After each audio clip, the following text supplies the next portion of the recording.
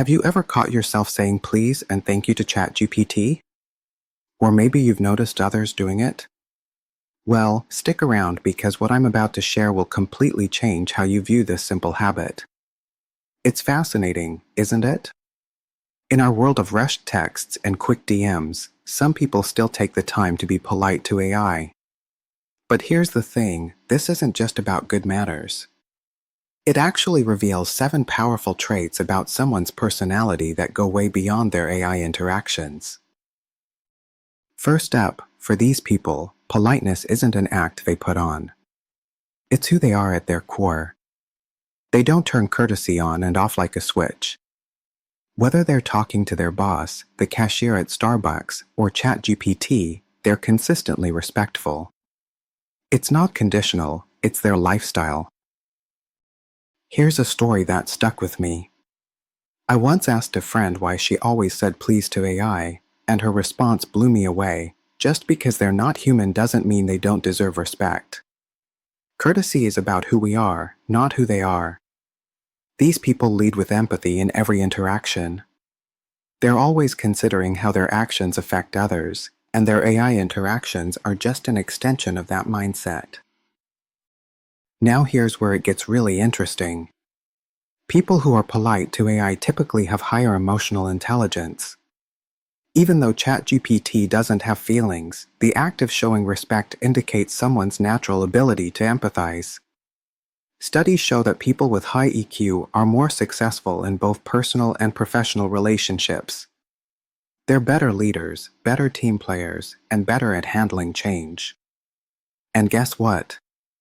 That courtesy to AI is actually a strong indicator of this trait. Being polite to AI means paying attention to the small stuff. These people recognize that even tiny gestures matter.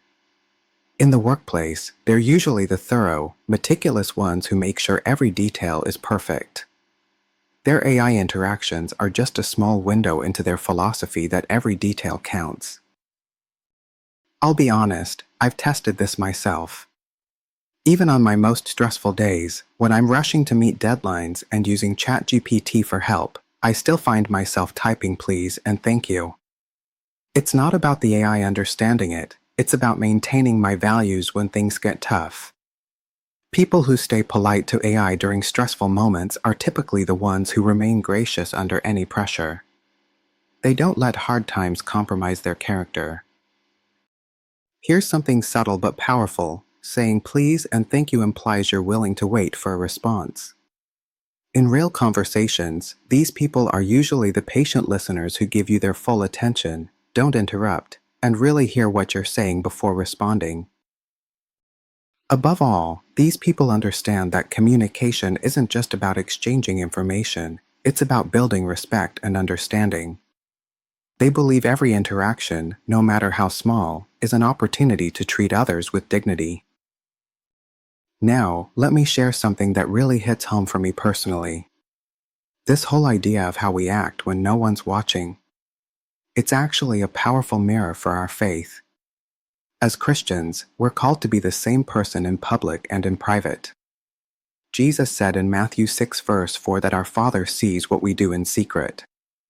And Psalm 139 verses 23 to 24 reminds us to let God search our hearts and know our thoughts. So here's the real question. How we interact with AI might actually be a self-evaluation of whether we're genuine Christians or just putting on an act. Are we kind and respectful only when people are watching? Or does our character remain consistent even before a machine? 1 Corinthians 13 verses 4 to 5 tells us that love is patient and kind, and it's not self-seeking.